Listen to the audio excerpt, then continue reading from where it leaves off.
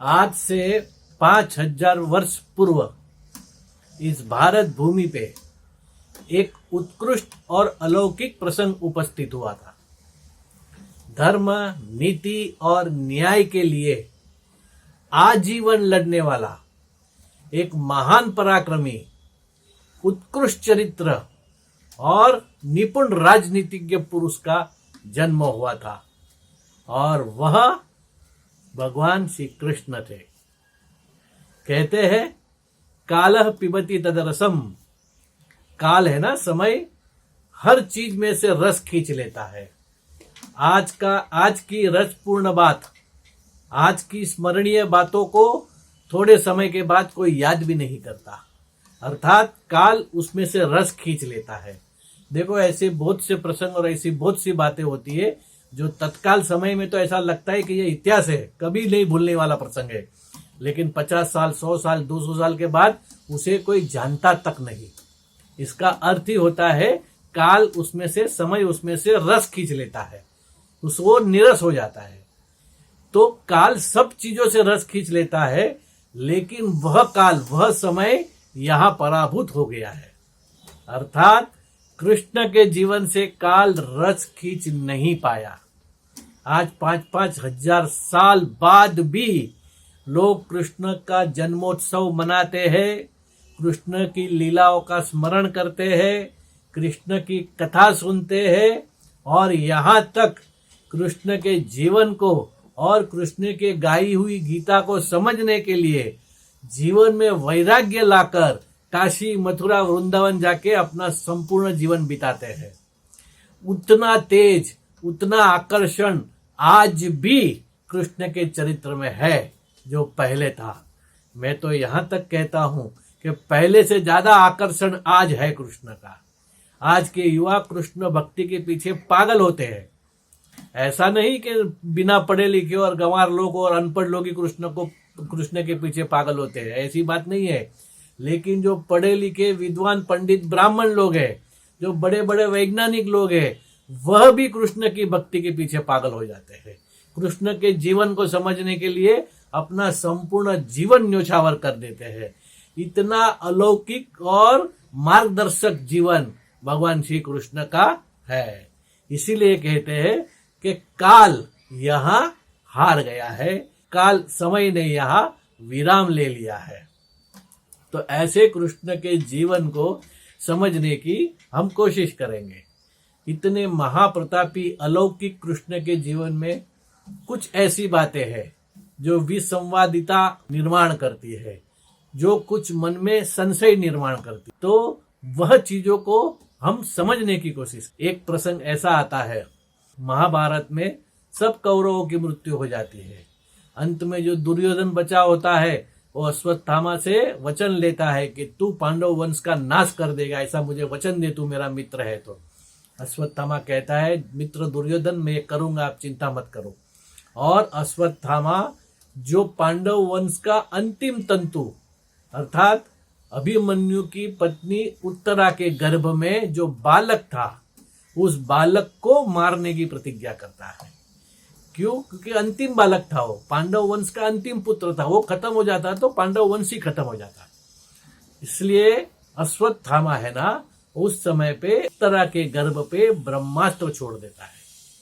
इतना विनाशक घातक अस्त्र जो है वो उत्तरा के गर्भ पे अश्वत्थामा छोड़ता है।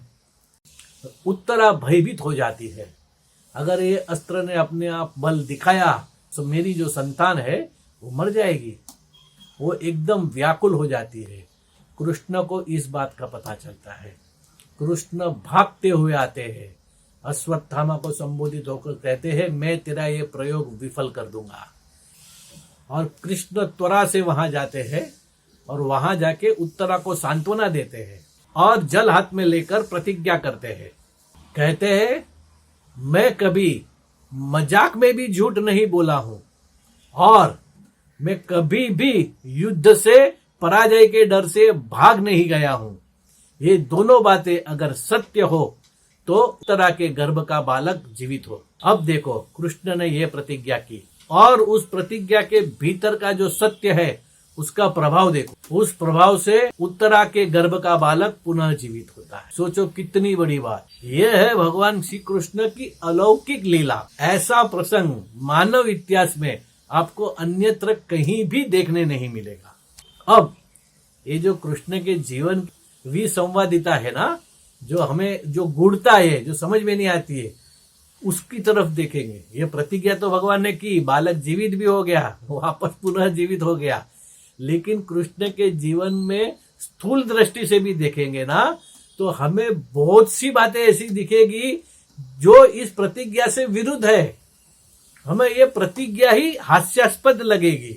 हम 2-3 प्रसंगों का यहाँ पर चिंतन करेंगे और उसे समझने की कोशिश करेंगे। ऐसे बहुत प्रसंग महाभारत में हुए हैं जहां कृष्ण स्वयं मिथ्या भाषा बोलते हैं, ऐसा प्रतीत होता है। और स्वयं तो बोलते ही बोलते हैं, लेकिन दूसरों से भी बुलवाते हैं। ऐसा भी महाभारत में हमने कई जगह पे देखा है। एक बहुत प्रसिद्ध प्रसंग है जो धर्मात्मा युधिष्ठिर के साथ जुड़ा हुआ है। जब द्रोण है ना, द्रोण अपना रौद्र रूप दिखा रहे होते हैं युद्ध में, तब पांडव सेना सर्व तरह से समाप्त हो रही है ऐसा दिख रहा था। सब लोगों की मृत्यु हो रही थी। अब इस पांडव सेना को बचाए कैसे, द्रोण को रोके कैसे, यह कैसे करना, तब कृष्ण युक्ति लगाते हैं और युधिष्ठिर के मुख से यह कहलवाते हैं कि अश्वत्थामा हत, मतलब आप बोलो कि अश्वत्थामा मारा गया है। अब अश्वत्थामा नाम के हाथी को मारा और युधिष्ठिर के मुख से यह बुलवाया कि अश्वत्थामा मरा है। अब अश्वत्थामा मरा यह सुनकर द्रोण जो है ना, और किसी की बातों पे विश्वास नहीं करते, लेकिन किसके मुख से सुना उन्होंने यह युधिष्ठिर के मुख से सुना। तो द्रोण को यह विश्वास हो जाता है कि युधिष्ठिर तो धर्मात्मा है, कभी भी झूठ नहीं बोलेंगे, कभी भी मिथ्याभाषी नहीं होंगे। इसलिए द्रोण वहीं पे हथियार छोड़ देते हैं और फिर अपना प्राण भी समाप्त करने के लिए बैठ जाते हैं। अर्थात उस समय द्रोण को रोकने के लिए कृष्ण ने युधिष्ठिर के मुख से भी मिथ्या भाषा बुलवाई। तो स्वयं तो बोले ही बोले, लेकिन दूसरों के मुख से भी कृष्ण ने मिथ्या भाषा बुलवाई। ऐसे अनेक प्रसंग है। एक प्रसंग दूसरा भी है, उस पर चिंतन करते हैं। जरासंध के 2 प्रमुख सेनापति थे। वो दोनों का नाम था हंस और डिंबक। कहा जाता है जब तक ये दोनों सेनापति जीवित है, कोई जरासंध के आसपास भी कोई आ नहीं सकता था। इतने प्रभावशाली दोनों थे और दोनों वापस परम मित्र थे। दोनों में बहुत एकता थी। यह दोनों ही जरासंध की मुख्य ताकत थी। अब जरासंध को पराभव करना है, जरासंध को हराना है, तो करे क्या? कृष्ण यहां भी युक्ति लगाते हैं। वो सोचते हैं कि रणनीति के तहत ये दोनों को अलग करना पड़ेगा। तब अलग कैसे करें दोनों को? तब कृष्ण जो है ना, एक बनावटी हंस को मार देते हैं और उसके बाद डिंबक को जाके कहते हैं कि युद्ध में तेरा मित्र हंस मारा गया। डिंबक ये सुनता ही है और एकदम दुखी हो जाता है, मेरा मित्र मर गया, अब मैं जी के क्या करूंगा। वो अत्यंत दुखी होकर उसी समय पर क्या करता है, नदी में कूदकर अपना प्राण त्याग देता है। वो वहीं पे अपना जीवन समाप्त कर देता है। अब यहां बनावटी हंस मरा है, यह सुनकर डिंबक ने हकीकत में जान दे दी। यह बात कृष्ण जाके हंस को कहते हैं कि तेरा मित्र तेरे पे कितना प्यार करता था, तेरी ऐसी अफवाह सुनी कि तू मर गया है। वह सुन के वो इतना दुखी हुआ कि उसने प्राण त्याग दिए और वो हकीकत में मरा है। यह सुन के तुझे कुछ नहीं होता, तू अभी तक जीवित क्यों है, ये तो मुझे आश्चर्य हो रहा है। यह सुनकर हंस को ऐसा लगता है कि मेरे मित्र ने मेरे प्राण जाने के समाचार सुनने मात्र से जान प्राण दे दिए, अपने प्राण दे दिए, तो वो तो हकीकत में मरा है। तो लोगों को भी दिखाने के लिए अपनी मित्रता को वो क्या करता है, हंस भी अपने प्राण दे देता है। इस तरह से कृष्ण दोनों को समाप्त कर देते हैं। तो यह जो मिथ्या भाषा है, यह जो झूठ बोलने वाली चीज हमें लगती है, वो कृष्ण के जीवन में अनेक प्रसंगों में दिखता है। यहां तक के 17 बार जरासंध जब मथुरा पे चढ़ाई करते हैं, लड़ाई के लिए आते हैं, तब क्या होता है, 17 बार कृष्ण उनसे युद्ध करते, उनको पराजित करते, उनको वापस भेज देते हैं। लेकिन जब 18वीं बार जरासंध वापस से आता है पूरी सेना लेकर, कृष्ण क्या देखते हैं कि इतना 17 बार युद्ध हुआ, युद्ध होता है तो काफी नुकसान होता है, जनजीवन जो है ना, जनजीवन भी अस्त व्यस्त हो जाता है। तो यह कृष्ण ने देखा कि मेरे कारण, मेरे प्यार के कारण कोई बोलता नहीं है, लेकिन सबके जीवन में तकलीफ तो होती ही है, बहुत पीछे चले जाता है मानव जीवन एक युद्ध होने के बाद। तो ऐसे 17 युद्ध हो गए, कोई मेरे सामने आके नहीं कहेगा कि कृष्ण युद्ध मत करो, क्योंकि इतना प्यार है लोगों का मुझ पर, लेकिन मुझे अब समझना चाहिए। 17 बार जिस कृष्ण ने जरासंध को पराभूत किया, उसे भगा दिया, 18वीं बार कृष्ण स्वयं भागते हैं और वह किस तरफ चले जाते हैं, द्वारका की तरफ चले जाते हैं। और यह स्वयं कृष्ण महाभारत में युधिष्ठिर से कहते भी है कि जब जरासंध 18वीं बार आया, तब मैं मेरे यादव परिवार को लेके द्वारका की तरफ भाग गया था। और ये युद्ध छोड़ के भागे, इसीलिए उनका नाम एक हो गया रणछोड़, रण को छोड़ के जाने वाले। रणछोड़ राय की जे हम लोग बोलते हैं ना, तो रणछोड़ नाम इसी से आया है। तो वे प्रतिज्ञा में क्या कहा है कि कभी मैं झूठ मजाक में भी नहीं बोला और कभी मैं रण छोड़ के भागा नहीं। ये दोनों बातें सत्य हो तो उत्तरा के गर्भ का बालक जो है वो जिंदा हो जाए, और वो होता है। लेकिन हमें यह मिथ्या दिखता है व्यवहार के अंदर। वो स्वयं भी कबूल करते कि मैं रण छोड़ के भाग गया, हम युधिष्ठिर को स्वयं कहते हैं। तो यह जो विलक्षण गुणता है, यह जो परस्पर विरोधाभास दिख रहा है, वो है क्या, इसे कैसे समझेंगे? तो यह चीज के लिए सिर्फ इतना कह सकते हैं कि कृष्ण का जीवन इतना विसंवादों से घिरा हुआ है, इतनी गहराई में उसको समझने की जरूरत है, जहां पे शायद हमारी बुद्धि नहीं काम कर रही है। देखो, सत्य था, उनकी प्रतिज्ञा सत्य थी, तभी तो बालक जीवित हुआ ना। कुदरत ने कभी भी ऐसा किया नहीं जो असत्य को सपोर्ट करे। कुदरत हमेशा सत्य के पक्ष में ही होती है, और सत्य के पक्ष में थी तभी तो उत्तरा का बालक जीवित हुआ।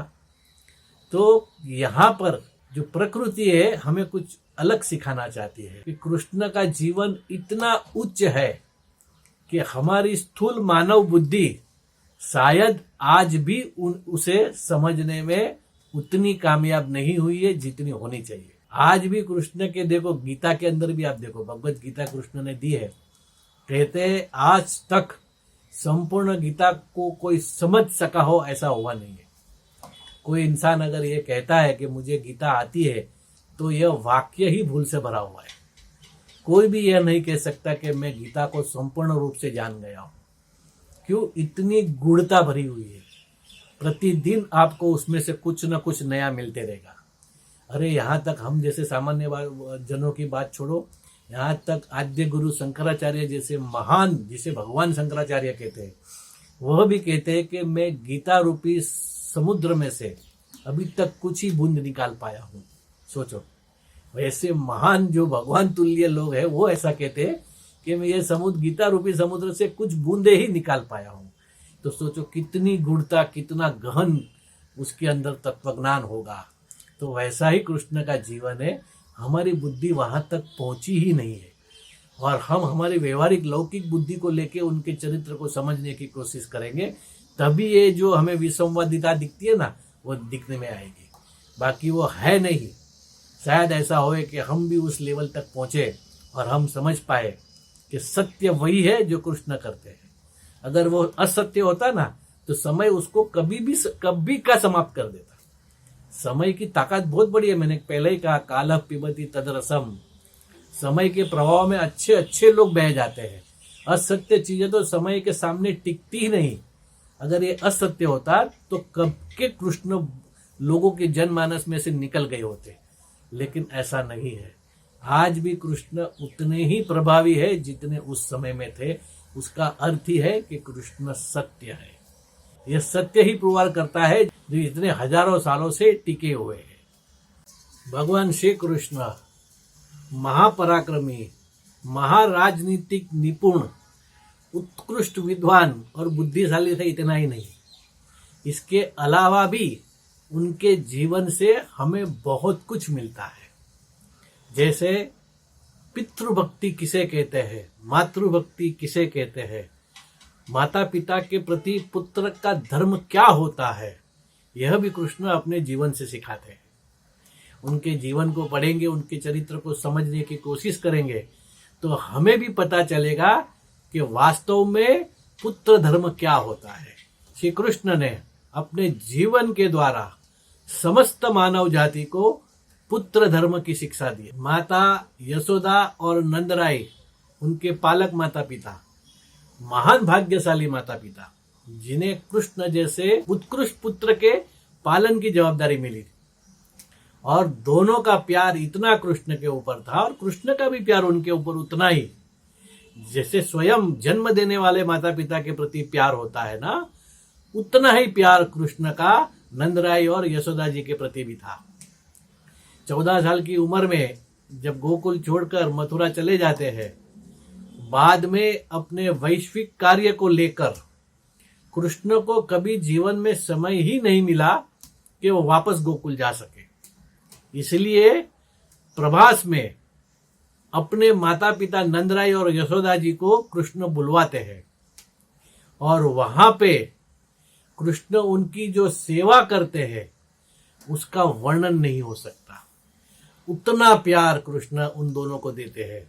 दूसरा प्रसंग जो कृष्ण की मातृ पितृ भक्ति का है, जब कंस है ना, कंस कृष्ण और बलराम को मल्ल युद्ध के लिए मथुरा में आमंत्रित करते हैं।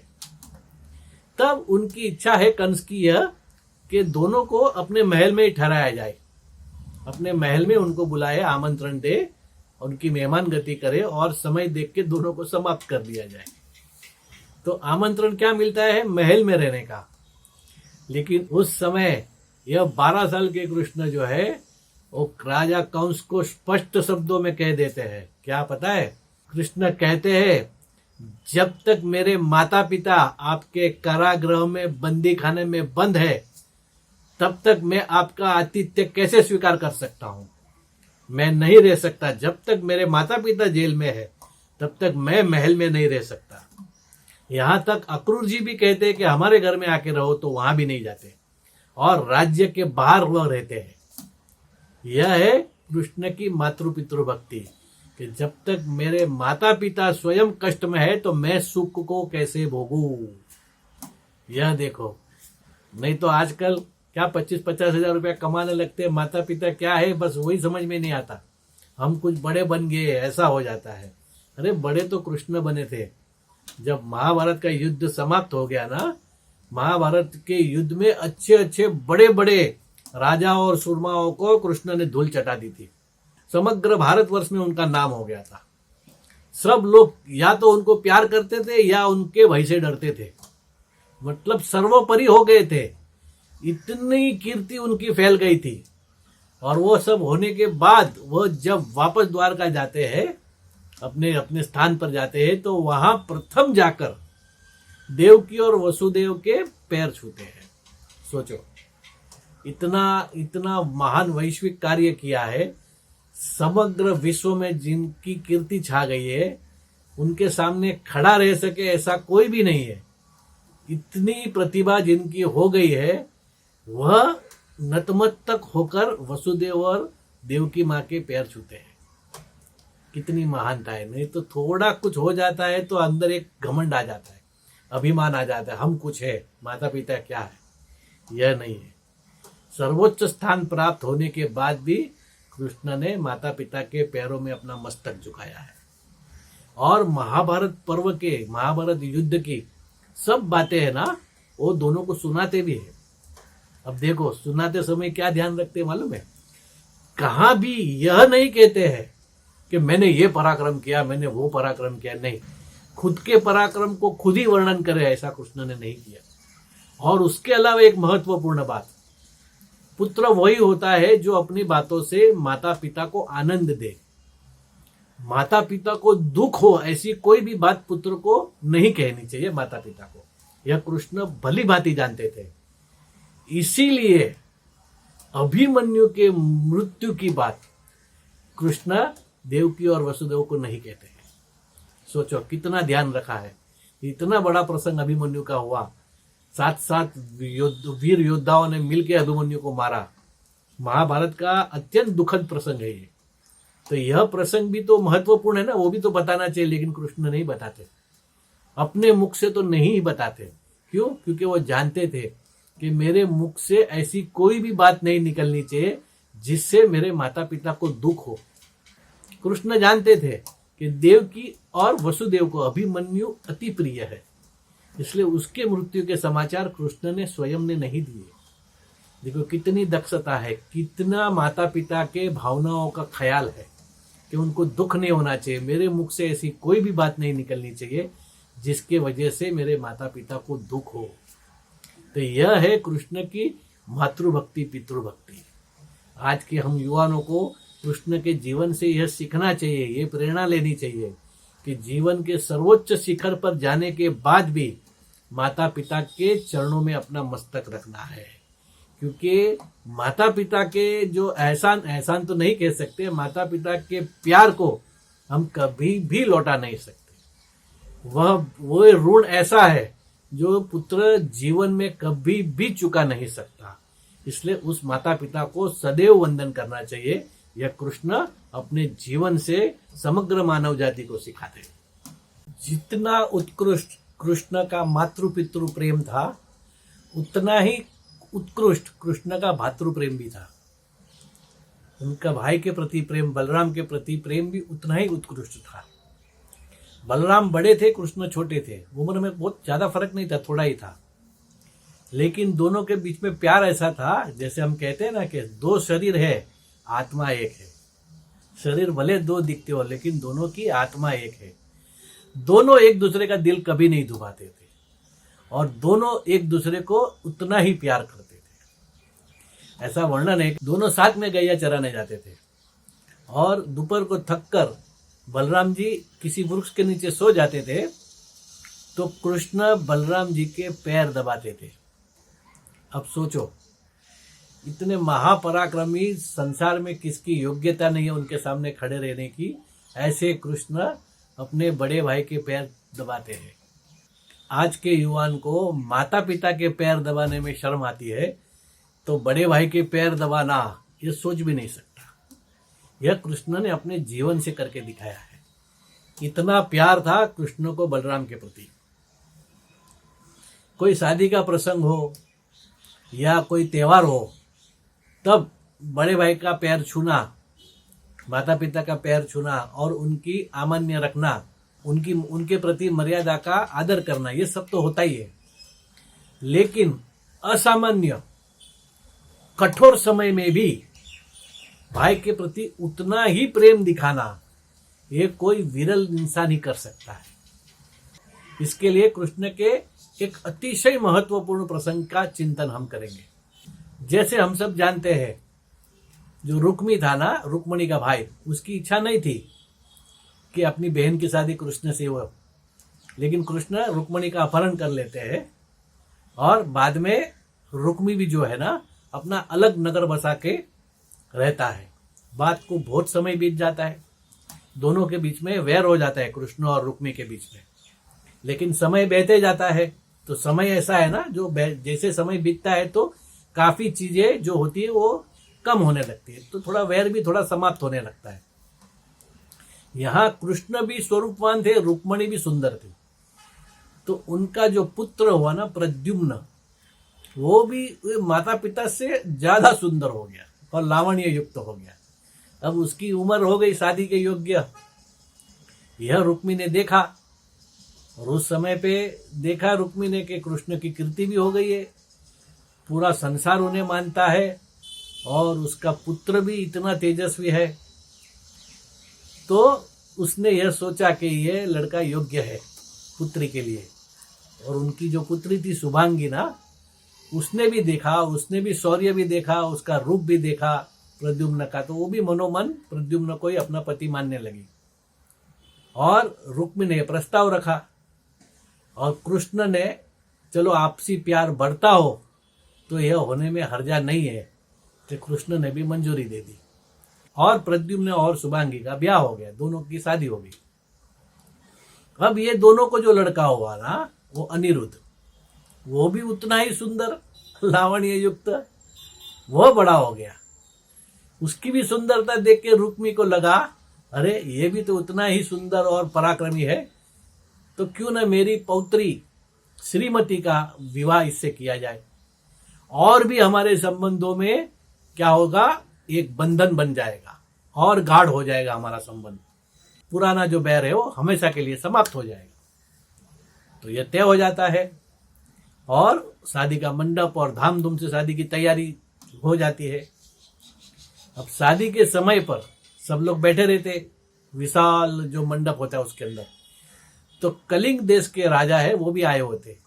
उनकी इच्छा थी कि चलो हम लोग सब बैठकर यहाँ चौपाट खेलते, और सब चौपाट खेलने बैठे। बलराम भी बैठे, कृष्ण उस समय बाहर थे। अब खेलते खेलते क्या होता है, हंसी मजाक होती रहती है ना, तो हंसी मजाक में रुक्मी जो है ना, वो कुछ व्यंग कसता है बलराम के प्रति, और कटाक्ष भरी भाषा से कुछ बोलता है, व्यंग करता है। तो वह सुन के बलराम क्रोधित हो जाते हैं, और क्रोधित होके वहां कुछ लोहे का पदार्थ पड़ा हुआ होता है, वो उठा के रुक्मी को मार देता है। जैसे ही बलराम ने रुक्मी को लोहे का पदार्थ मारा, लोहा मारा, तत्काल रुक्मी का वहां देहांत हो जाता है, वहां मर जाता है रुक्मी। सोचो, शादी का प्रसंग है पौत्री का, और उस समय में सब लोग खेलने बैठे हैं, और वो खेलते समय में बलराम रुक्मी को मार देता है, और मार देने के बाद क्रोध में वहां से बाहर खड़े हो जाते और मंडप से बाहर निकलते। बाहर निकल के कृष्ण को मिलते हैं, और कृष्ण को मिलके बलराम कहते हैं कि देख ऐसा ऐसा हुआ, उसने मेरी मस्करी की, मुझे गुस्सा आ गया और मैंने उसे मार दिया।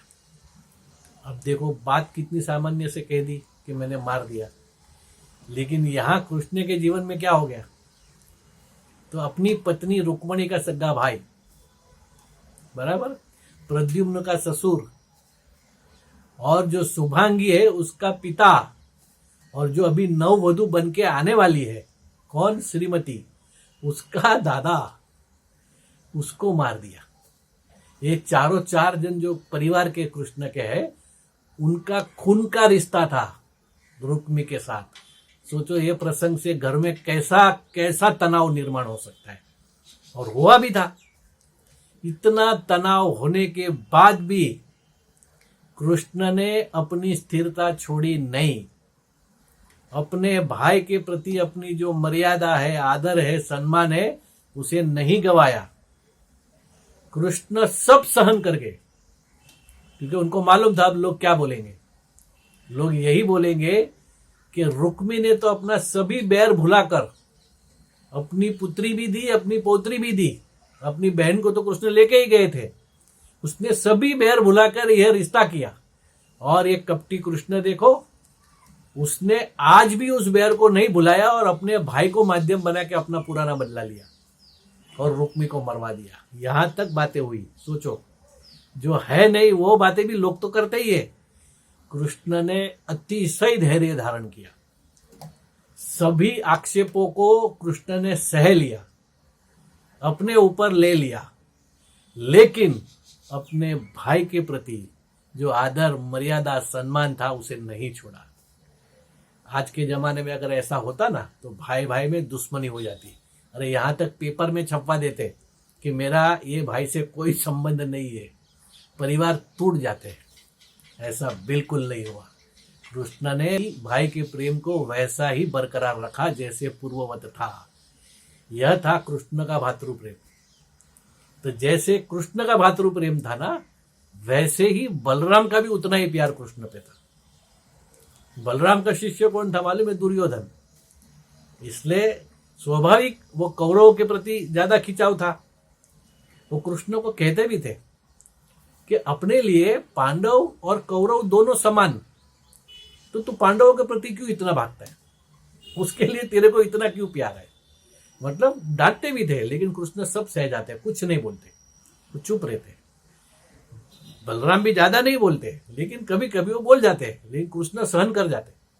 ऐसा नहीं कि दलील करके समझावे कि ये ऐसा है वैसा, नहीं। भाई ने कहा है तो चुपचाप सहन कर लेना। एक प्रसंग ऐसा आता है, जब सुभद्रा का हरण करते कौन? अर्जुन। तो सुभद्रा का हरण हो जाता है, तब पूरी यादव सेना तैयार करके बलराम तैयार होते हैं कि अभी लेके भागा है मेरी बहन को, ये अपने घर पे मेहमान बन के आया और मेहमान बन के आके उसने ऐसा नीच कार्य किया, उसको अभी पकड़ के समाप्त करता हूँ। कृष्ण इसमें अंदर मिले हुए थे, वो बलराम को पता नहीं था। तो सब लोग तैयार होते हैं, रथ बथ तैयार होकर जैसे उसके पीछे भागने को जाते तब कृष्ण खड़े हो जाते और कृष्ण सभी यादवों को समझाते और बलराम को भी समझाते कि भाई जो हो गया होने दो, अर्जुन भी योग्य ही है और आप उसे न मारो तो अच्छा है। बस इतना कह दिया। यह सुन लिया बलराम ने कि मेरे छोटे भाई की इच्छा है ये, वो अगर कह रहा है कि हो गया उसको मत मारो, उसको मत पकड़ो, तो नहीं पकड़ना है। देखो कितना क्रोध था कि मेरी बहन को लेके क्या उसको छोड़ूंगा नहीं, मारूंगा आज से। लेकिन छोटे भाई की इच्छा क्या है कि नहीं, जो हुआ बराबर है, जाने दो। जाने दो क्या है, तो बलराम पूरा गुस्सा छोड़ देते। यह था उनका प्यार। किसने कहा? मेरे भाई ने कहा। यही भाई पांडवों के प्रति अति प्रेमी है।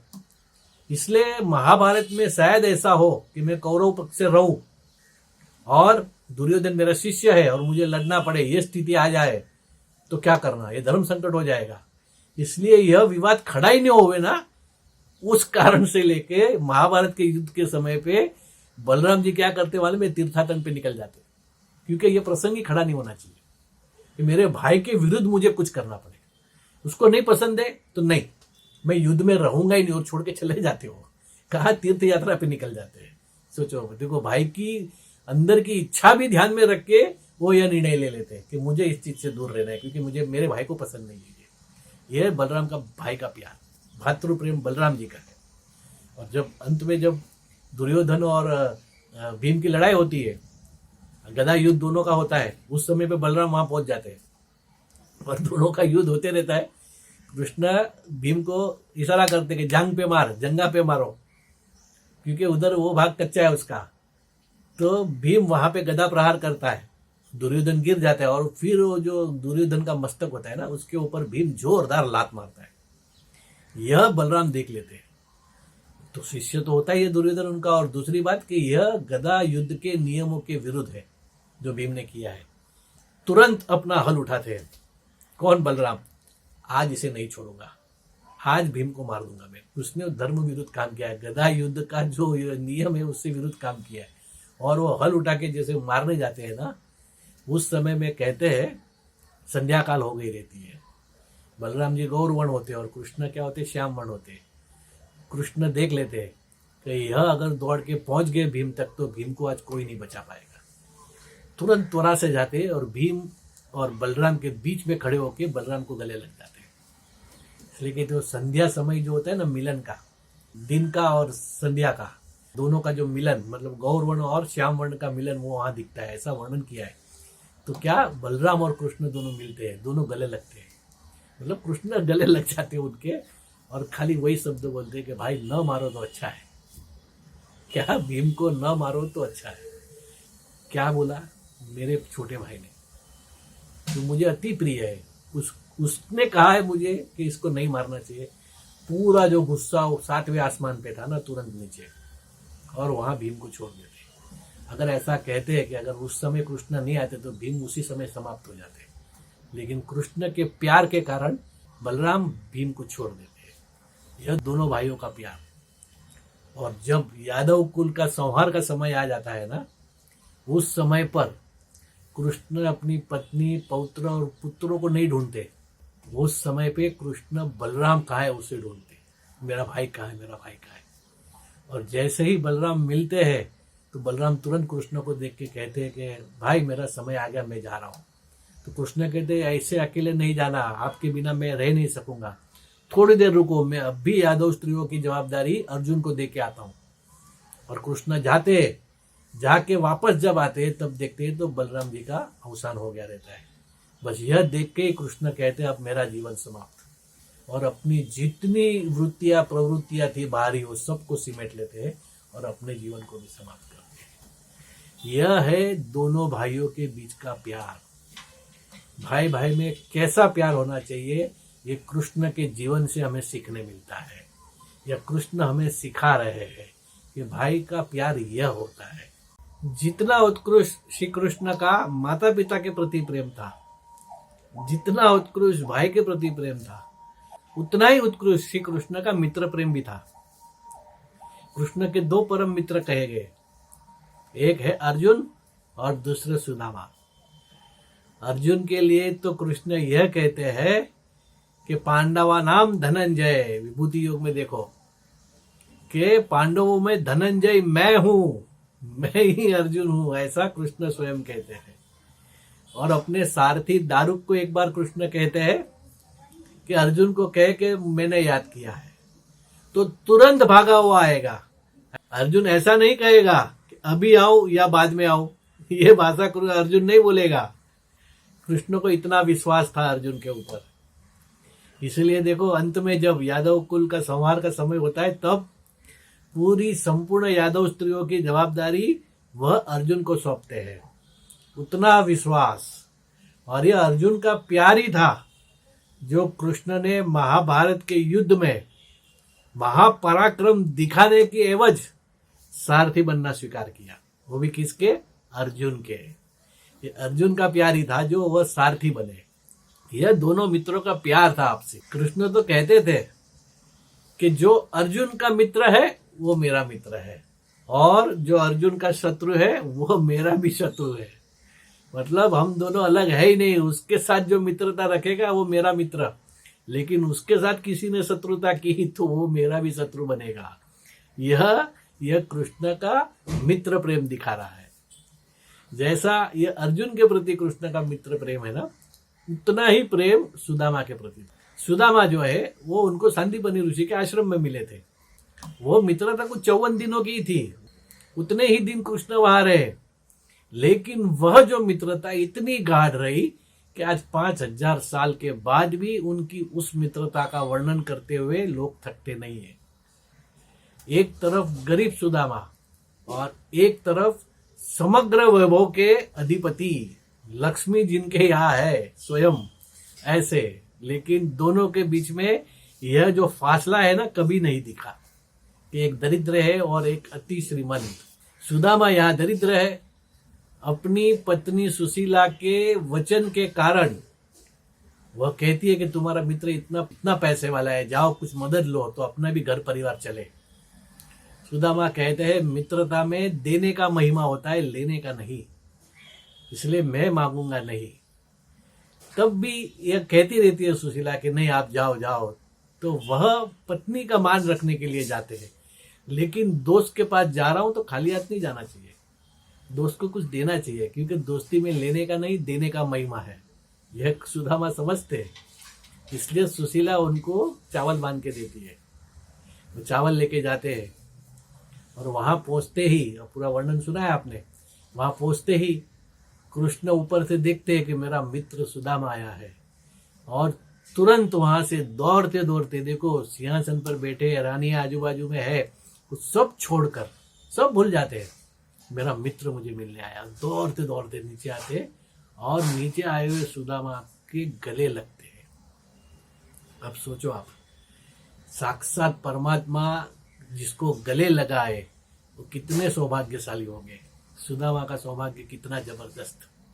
कृष्ण उसे गले लगाते हैं और मेरा मित्र आया।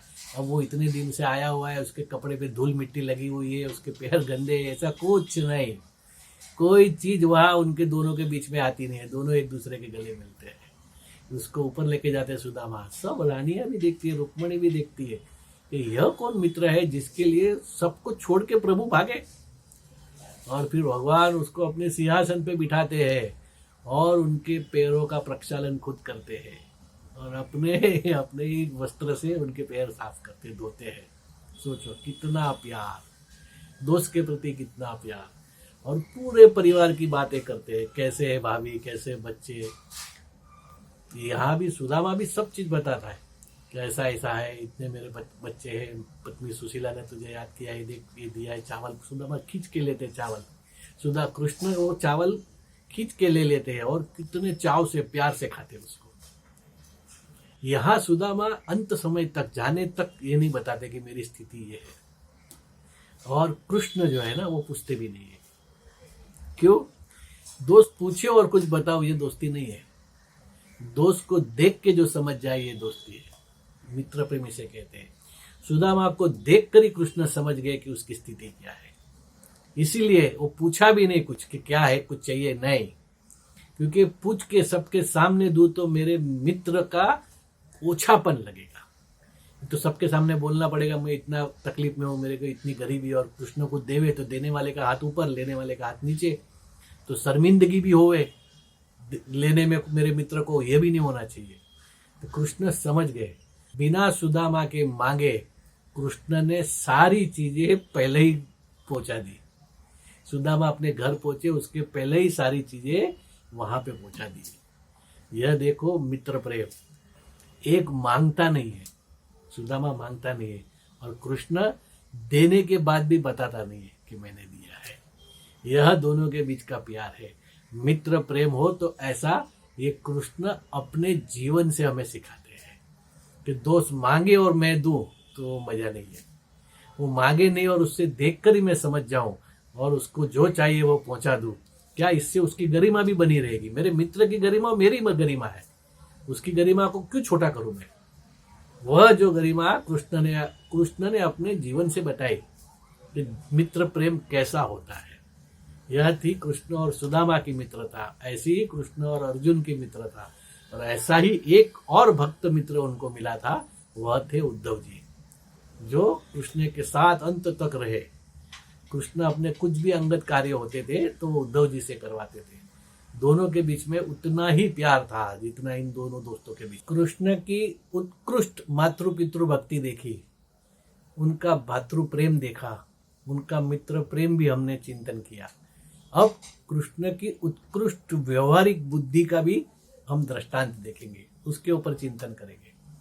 महाभारत काल में ऐसा था कि जब युद्ध होता है ना, तो युद्ध होते समय आजू बाजू के पड़ोसी राज्य के राजा है, वह उसके पास जो पहले जाता है, दो पक्ष का युद्ध होता है, वो जब कोई भी राजा आजू बाजू वाले राजा के पास पहले जाता है, उसका निमंत्रण उस राजा को स्वीकारना पड़ता है और उसकी तरफ से युद्ध करना पड़ता है। ऐसी रीति थी। तो वह रीति के अनुसार यहाँ क्या हो गया, कौरव पांडवों का युद्ध तय हो गया।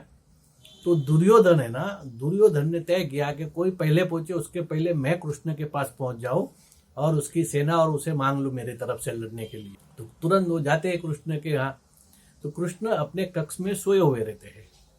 उस समय पे दुर्योधन पहले पहुंच जाते हैं और कृष्ण के सर के सिरहाने जाके बैठ जाते हैं। थोड़ी देर बाद अर्जुन आता है और अर्जुन कृष्ण के पैर के पास जाके बैठ जाता है। थोड़ा समय बीतता है, कृष्ण की आंख खुलती है। आंख खुलती है वैसे ही पहली नजर कृष्ण की अर्जुन के ऊपर पड़ती है। तो कहते अर्जुन को, अरे अर्जुन तू आया है, क्या काम था? जैसे ही अर्जुन को कृष्ण यह पूछते हैं, वैसे ही दुर्योधन फट से जवाब देता है, अरे प्रभु मैं भी आया हूं और मैं तो उसके पहले आया हूं, इसलिए मांगने का पहला अधिकार मेरा है। देखो आपको तो मालूम है कौरव पांडवों का युद्ध होने वाला है और मैं यह चाहता हूं कि आप और आपकी समग्र सेना कौरवों के पक्ष से लड़े। इसने मांग लिया और यह रीति भी थी, तो ये तो मानना पड़ेगा। अब देखो यहाँ कृष्ण की उत्कृष्ट बुद्धिमत्ता का परिचय होता है। कृष्ण कहते हैं दुर्योधन तेरी बात सही है, जो पहले आया उसका निमंत्रण स्वीकारना पड़ेगा, लेकिन मेरे लिए यह दुविधा हो रही है कि मैंने पहले अर्जुन को देखा, क्योंकि वो वहां बैठा है, तो मेरी आंख खुली तो पहले सामने देखता है कोई भी इंसान, तो मुझे अर्जुन पहले दिख गया। तू पहले आया है ये बात मान्य है, लेकिन मैंने अर्जुन को पहले देखा। अब क्या करे, मेरे लिए धर्म संकट हो गया, अब तू इसका कुछ रास्ता दिखा। देखो कृष्ण ने चालाकी की, क्या किया मालूम है? चोर को ही कहा चोरी कर और मैं देखता हूं तो कैसे करता है चोरी। अब दुर्योधन के सर पे डाल दिया। अब दुर्योधन की तो स्थूल बुद्धि, वो सोचने लगा ये भी बात सही है कृष्ण की कि आया तो मैं पहला हूं, लेकिन देखा उन्होंने अर्जुन को पहले, तो अब क्या करना चाहिए? तो दुर्योधन ने तुरंत कहा, तो इसका रास्ता मैं देता हूं, आप एक काम करिए, आप आपकी सेना के दो भाग कर दीजिए, एक भाग कौरव पक्ष से लड़ेगा और एक भाग पांडव पक्ष से लड़ेगा। कृष्ण ने कहा यह कैसे संभव है? मेरी ही सेना के मैं दो भाग करूं, मेरी ही यादव सेना एक दूसरे से लड़ेगी, ये कैसे संभव है? ये नहीं होगा। चलो इसका रास्ता मैं ही देता हूं। इसलिए कृष्ण सुझाव देते हैं। आप दोनों ध्यान से सुनो, मैं एक सुझाव दे रहा हूं। यह सुझाव यह है कि इस महाभारत के युद्ध में, कौरव पांडवों के युद्ध में मैं लड़ने वाला नहीं हूं, क्योंकि बचपन से लेके आज तक मैंने बहुत सी लड़ाइयां लड़ी है और मैं अभी थक चुका हूं। इसलिए मैं ये युद्ध में लड़ने वाला नहीं हूं। ये पहले आप लोग ध्यान में रख लीजिए। इसलिए एक तरफ मैं रहूंगा और एक तरफ मेरी यह पूरी सेना, यादव सेना रहेगी। अभी दो भाग हो गए। अब दो भाग में जिसे जो चाहिए वो मांग लो। तो ये बात नक्की की कृष्ण ने कैसे होगा। अभी फिर ये सोचा कि अभी ये दुर्योधन तो पहले आया है, उसको मांगने पहले दूंगा रीति के अनुसार, और वो शायद उसकी बुद्धि घूम जावे और वो मुझे मांग लेगा तो गड़बड़ हो जाएगी। देखो कृष्ण इतने उत्कृष्ट बुद्धिशाली थे, वो कभी भी दुश्मन की चोटी पकड़ के रखते थे, उसे छोड़ते नहीं थे। वो भोले नहीं थे कि छोड़ देवे। फिर उन्होंने देखा कि मैंने सुझाव तो दे दिया लेकिन पकड़ अपने हाथ में रखनी चाहिए। इसलिए दुर्योधन को कृष्ण ने कहा कि देख दुर्योधन, ऐसे लोक व्यवहार की दृष्टि से देखा जाए ना तो तू अर्जुन से बड़ा है। तो दुर्योधन ने कहा ठीक है, ये बात मैं उससे बड़ा हूं। तो अर्जुन तेरे से छोटा है तो मांगने का हक है ना, ऐसे भी छोटे को पहले दिया जाता है। तू बड़ा है इसके लिए अर्जुन को पहले दे मांगने के लिए। तो दुर्योधन को भी बड़ापन मिला, मैं बड़ा हूं ये है तो ठीक है, प्रभु अर्जुन जो मांगेगा उसको पहले मांगने दो। और कृष्ण जानते थे कि अर्जुन तो मुझे ही मांगेंगे। तो और अर्जुन ने किया भी वही। अर्जुन ने कृष्ण को मांग लिया और दुर्योधन ने सेना ली। देखो इस तरह से कृष्ण कभी भी गफलत में नहीं रहते थे, हमेशा सावधान रहते थे, दुश्मन की चोटी हमेशा पकड़ के रखते थे। यह उनकी उत्कृष्ट बुद्धिमत्ता ही है जिसने पांडवों को महाभारत के युद्ध में हर जगह मदद की है, जिसकी वजह से ही पांडव यह महाभारत का युद्ध जीत सके हैं। दूसरा एक ऐसा ही रोचक प्रसंग है जिसमें कृष्ण की उत्कृष्ट बुद्धिमत्ता देखने मिलती है। महाभारत में कर्ण पर्व की बात है। कर्ण अपने रौद्र रूप में थे और उनके सामने युधिष्ठिर लड़ रहे थे। तो कर्ण के बाणों से युधिष्ठिर छल्ली छल्ली हो गए, सब जगह उनको बाण लगे, खून बहने लगा और वो थक कर अपने तंबू में आ गए। थोड़ी देर बाद अर्जुन और कृष्ण भी वो तंबू में आए। तो अर्जुन को देख के ही तुरंत युधिष्ठिर ने पूछा, तू कर्ण को मार के आया क्या? तो अर्जुन ने कहा नहीं भैया, मैंने उसे नहीं मारा। तुरंत युधिष्ठिर क्रोध में बोलते हैं, तो फिर क्या काम का तेरा ये गांडीव, उसे जला दे या पानी में डुबो दे। ऐसा करके गांडीव की निंदा करते थे। कौन? युधिष्ठिर। क्योंकि वो इतने पीड़ित थे ना, उनको इतने बाण लगे थे। वो कहते हैं अब अर्जुन को कि तू देख नहीं रहा है कि मुझे कितने बाण लगे, तो अभी भी कर्ण को जीवित छोड़ के आया है, फेंक दे तेरा ये गांडीव, किसी काम का नहीं है। बस यह अर्जुन ने सुना और अर्जुन की प्रतिज्ञा थी क्या, कि जो कोई भी मेरे गांडीव की निंदा करेगा उसे मैं मार दूंगा। और ये क्षत्रिय लोग मरने मारने के सिवा और कोई बात नहीं करते। अब उसकी प्रतिज्ञा है अर्जुन की कि मैं मार दूंगा जो मेरी धनुष की निंदा करेगा, मेरे गांडीव की निंदा करेगा। तो तुरंत खड़ग लेके तैयार हो जाता है। अब युधिष्ठिर बड़ा भाई है, ये वो कुछ नहीं, कृष्ण ये देख रहे और कृष्ण तुरंत उनको रोकते हैं। किसको? अर्जुन को। अरे ये क्या कर रहा है? जिस भाई के लिए तू 12-12 साल वन में गया, जो भाई आज धर्म संस्थापना करने के लिए इतना बड़ा युद्ध लेके बैठा है, ऐसे युद्ध में तू उसी भाई को मारने के लिए तैयार हो गया। तो अर्जुन कहता है आपकी बात सही है, लेकिन मेरी प्रतिज्ञा भी तो है, और हम क्षत्रिय जो है ना, वो प्रतिज्ञा पालन तो करते ही है, आप तो जानते हो। तो कृष्ण उस समय बीच का रास्ता निकालते और अर्जुन को समझाते हैं, देख अर्जुन, मृत्यु दो प्रकार की होती है। एक जो सहज मृत्यु हम देखते हो इस संसार में, जो आदमी मरता है, और दूसरी मृत्यु आपका कोई अपमान करे ना, तो अपमान मृत्यु के समान होता है। तेरा बड़ा भाई युधिष्ठिर है ना, तू उनको अपशब्द के उनका अपमान कर, तो उसके लिए वह मृत्यु समान ही हो जाएगा, क्योंकि उसका छोटा भाई उसका अपमान कर रहा है। अर्जुन बोलता है ये बात तो सही है तुम्हारी, और भर पेट निंदा करता है, भर पेट युधिष्ठिर को अनाप शनाप शब्द अर्जुन कहता है। इसलिए क्या होता है, इस तरह से युधिष्ठिर की उसने हत्या की, उसकी मृत्यु हो गई युधिष्ठिर की। अब इतना हो गया तो अर्जुन को फिर पश्चाताप हुआ कि मैंने बड़े भाई को ही गाली दी, बड़े भाई की निंदा की, तो ये तो फिर प्रायश्चित करना पड़े। इसलिए प्रायश्चित के लिए वापस खड़ग उठाया और खुद को मारने के लिए तैयार हो गया। तो कृष्ण ने कहा अब क्या कर रहे हैं? अरे बोलते मैंने बड़े भाई को इतना इतना कहा तो मुझे अब बहुत पश्चाताप हो रहा है, तो मैं अभी प्रायश्चित के लिए मेरी जान ले लूंगा। कृष्ण कहते अरे बाप रे रुक, खुद को मारने के लिए भी उसका भी एक रास्ता है। तो क्या है? तो उसका रास्ता है पर तू अपनी खुद की तारीफ कर। कोई खुद की खुद तारीफ करे उसका मतलब है वो मृत्यु के समान है। तो तू तेरी खुद की तारीफ कर का अर्थ हो गया कि तू मर गया। और अर्जुन वैसा करता है। और ऐसे जो मुश्किल प्रसंग में, युद्ध के बीच में, ऐसे मुश्किल प्रसंग में कृष्ण अपनी उत्कृष्ट बुद्धिमत्ता से उस प्रसंग को संभाल लेते हैं और दोनों को बचा लेते हैं। इस तरह से देखा जाए ना तो महाभारत के युद्ध में अगर कृष्ण न होते तो महाभारत का युद्ध जीतना असंभव सा हो जाता। तो इतने बुद्धिशाली और इतनी बुद्धिमत्ता कृष्ण में थी। महाभारत का युद्ध समाप्त हो गया। उसके बाद राजसूय यज्ञ करने का फैसला हुआ। तो पांडव जो थे ना, सभी पांडवों की इच्छा यह थी यह जो राजसूय यज्ञ है ये कृष्ण के द्वारा ही संपन्न हो, क्योंकि वह जानते थे कि यह जो भी हुआ, युद्ध में जीते और ये राज्य मिला, ये सभी कृष्ण की कृपा से ही हुआ है। कृष्ण साथ में थे तभी यह संभव हुआ। इसलिए यह जो पूरा राजसूय यज्ञ है और यह राज्य है ये कृष्ण के हाथों से ही चलना चाहिए। इसलिए वह अपना पूरा राज्य जो है ना युधिष्ठिर कृष्ण के चरणों में रखते हैं। देखो पांडव अति विनम्र थे और उनके अंदर सद्गुण भरे पड़े थे। कृष्ण ये जानते थे, कृष्ण ये भाव जानते थे पांडवों के। तो कृष्ण क्या करते हैं मालूम है? पांडवों से वो राज्य ले लेते हैं। ठीक है, तुम्हारा इतना ही प्यार है कि मेरे वजह से हुआ तो राज्य मुझे दे दो।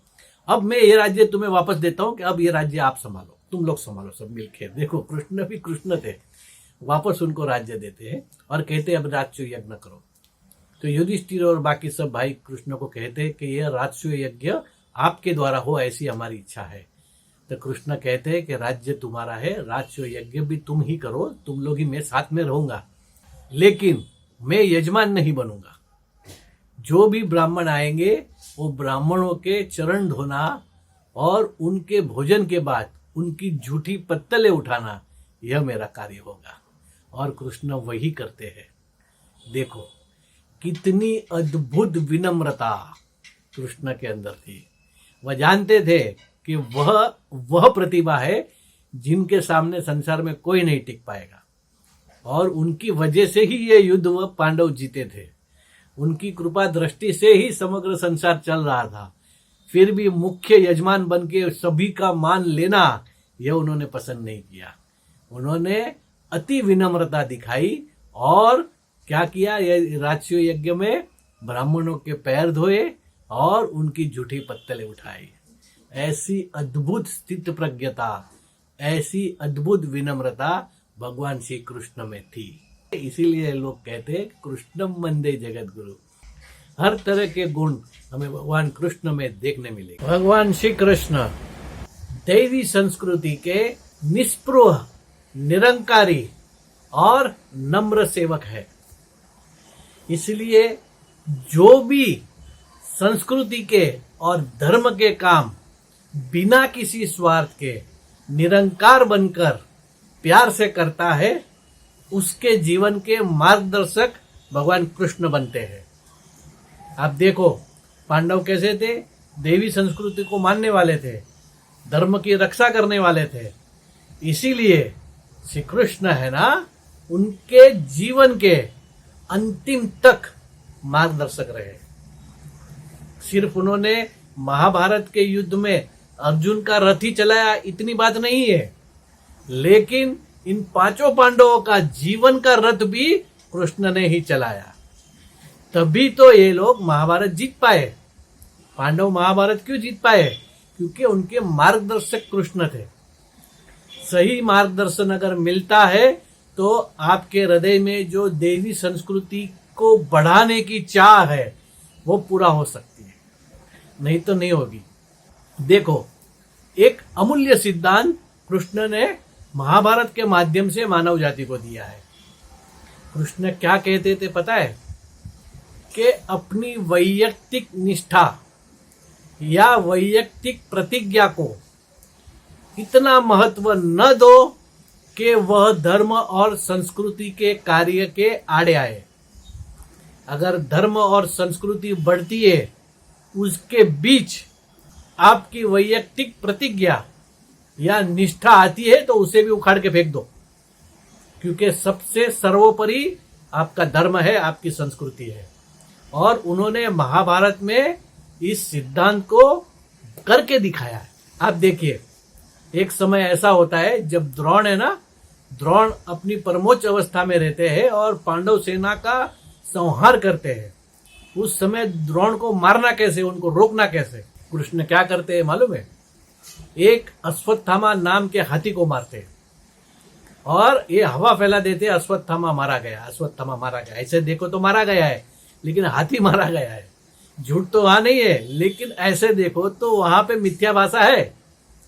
तो द्रोण क्या सोचते हैं कि मुझे इस चीज की पहले पुख्ता जानकारी होनी चाहिए कि सत्य है कि असत्य है। इसलिए वह सोचते हैं कि सत्य का साथ हमेशा देने वाले युधिष्ठिर है, क्योंकि वह धर्मात्मा है, वो झूठ नहीं बोलेंगे। अगर वह अपने मुख से बोल देते हैं कि अश्वत्थामा मारा गया तो मैं मान लूंगा मारा गया। इसलिए वह जाते हैं युधिष्ठिर के पास और पूछते हैं। तो युधिष्ठिर कहते हैं अश्वत्थामा हत, अश्वत्थामा मारा गया है। फिर युधिष्ठिर ये भी बोलते हैं नरोवा कुंजरवा, मतलब हाथी या नर ये पता नहीं है, लेकिन जब नरोवा कुंजरवा बोलते हैं तो कृष्ण क्या करते हैं, उस समय में जोर से शंख फूंकते हैं। तो शंख की जो ध्वनि होती है ना, इतना आवाज होता है, उसमें नरोवा कुंजरवा द्रोण सुन नहीं पाते। द्रोण उतना ही सुनते हैं कि अश्वत्थामा हत। वो बैठ जाते हैं और धृष्टद्युम्न आके उनका सर काट देते हैं। इस तरह से द्रोण की मृत्यु हो जाती है। देखो, संस्कृति के कार्य के बीच में अगर द्रोण आ रहे हैं तो द्रोण को मारने के लिए मिथ्या भाषा का प्रयोग भी कृष्ण ने युधिष्ठिर से करवाया। क्या समझा रहे वो वही समझा रहे कि देवी संस्कृति के धर्म के कार्य के आड़े अगर आपकी वैयक्तिक प्रतिज्ञा निष्ठा आती है तो उसको छोड़ दो। दुर्योधन के साथ में अंतिम गदा युद्ध जब भीम का होता है, तब गदा युद्ध के नियम के विरुद्ध दुर्योधन की जंघा पर गदा प्रहार करने को कृष्ण ही कहते हैं। एक देखो, गदा युद्ध के नियम के विरुद्ध है, नियम को भी तोड़ दो अगर धर्म की संस्कृति की रक्षा करनी है। अर्जुन से भी ऐसा काम करवाते हैं। जब कर्ण का रथ जो है ना, उसका पहिया युद्ध के मैदान में जमीन में घस जाता है, तब कर्ण नीचे उठकर वो पहिए को निकालने की कोशिश करता है। उस समय पे कृष्ण कहते हैं इसको मार। अभी वो निहत्था है, रथ को उठा रहे और अर्जुन को कृष्ण कहते हैं मार दे। क्यों? क्योंकि वह आज की तारीख में धर्म के संस्कृति के कार्य के बीच में आके खड़ा है, उसे खत्म करो। यह देखो कितना अमूल्य सिद्धांत कृष्ण ने दिया। सामने के पक्ष में कौरव में देखो तो उन्होंने वैयक्तिक निष्ठा और प्रतिज्ञा को पकड़ के रखा। भीष्म क्या बोले कि मेरी प्रतिज्ञा है, मैं स्त्रियों के सामने नहीं लड़ूंगा, जब तक शिखंडी सामने है मैं बाण प्रहार नहीं करूंगा। उन्होंने प्रतिज्ञा पकड़ के रखी। परिणाम क्या हुआ? अर्जुन ने उनको बाणों से छल्ली कर दिया। कर्ण ये कहते हैं जब तक द्रोण युद्ध के मैदान में है तब तक मैं युद्ध के मैदान में नहीं आऊंगा। ये उसकी वैयक्तिक निष्ठा है, उसकी प्रतिज्ञा है कि मैं तब तक नहीं आऊंगा। वो आया ही नहीं उस तब तक, जब तक द्रोण थे, तब तक युद्ध के मैदान में कर्ण नहीं आया। द्रोण ये कहते हैं कि मेरा बेटा अश्वत्थामा मर गया तो अब मैं लड़के क्या करूं, इसलिए वो नीचे बैठ जाते हैं। देखो, सब अपनी अपनी वैयक्तिक निष्ठा और प्रतिज्ञा को पकड़ के रखते हैं और फल क्या हुआ? अंतिम फल ये हुआ, वो लोग हार गए, कौरव हार गए। तो कृष्ण यह अमूल्य सिद्धांत सिखा रहे हैं कि धर्म के संस्कृति के कार्य के आड़े अगर आपकी निष्ठा आती है तो समझो वो निष्ठा नहीं है। आपकी प्रतिज्ञा आती है तो समझो वो आपकी प्रतिज्ञा नहीं है। अगर आपका वैयक्तिक धर्म भी बीच में आता है तो वह आपका धर्म नहीं है।